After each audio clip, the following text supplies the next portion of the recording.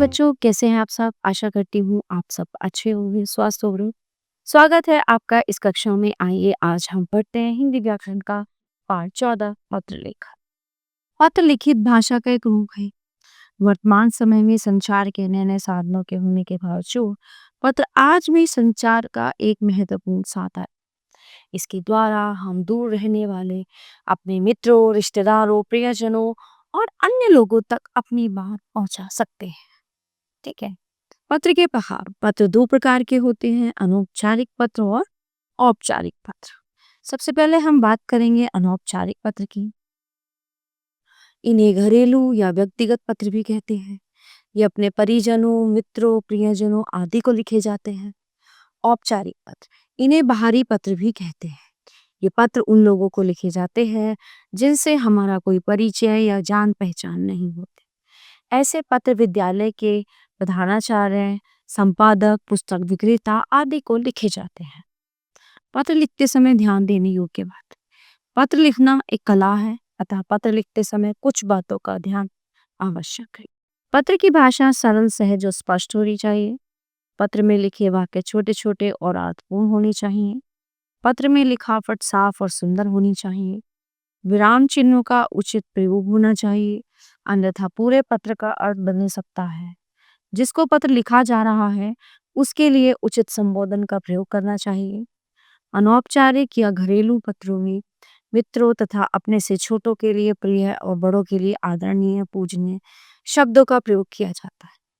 औपचारिक पत्रों में संबोधन के तौर पर मान्यवर, महोदय, महोदया आदि का प्रयोग होता है। परीक्षा में पत्र लिखते समय अपने पते के स्थान पर परीक्षा भवन लिखना चाहिए। यहाँ लिखे पत्रों को जोर जोर से पढ़ें। यहाँ पे कुछ देखिए, यहाँ पे नमूने दिए गए हैं, सैंपल। आइए इन्हें पढ़ते हैं। ननिहाल गई सखी को पत्र, ये है अनौपचारिक पत्र। ठीक है। पटेल मार्ग, नई सड़क, यहाँ पे अपना एड्रेस, दिल्ली, 20 जून 2025। प्रिय मित्र कली, नमस्कार। तुम्हारे जाने के बाद मैं अकेली पड़ गई हूँ। ननिहाल जाकर तो तुम हमें भूल ही गई। गर्मी की छुट्टियां खत्म होने वाली हैं, तुम कब आ रही हो, तुम कैसी हो। नानी नाना जी को तथा बड़ों को मेरा प्रणाम कहना, छोटों को प्यार। प्रतीक्षा में तुम्हारी सखी सुरन, यहाँ पे अपना नाम। ठीक है, ये तो हुआ हमारा अनौपचारिक पत्र। अब हम बात करते हैं औपचारिक पत्र की।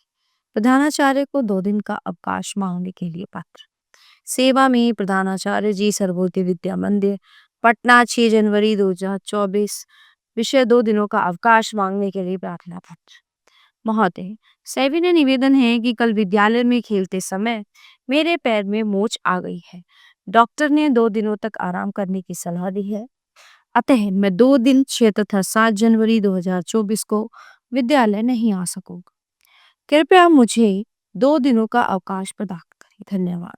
आपकी आज्ञाकारी छात्र, आपका आज्ञाकारी छात्र प्रियंक गुप्ता, कक्षा 4C। ठीक है।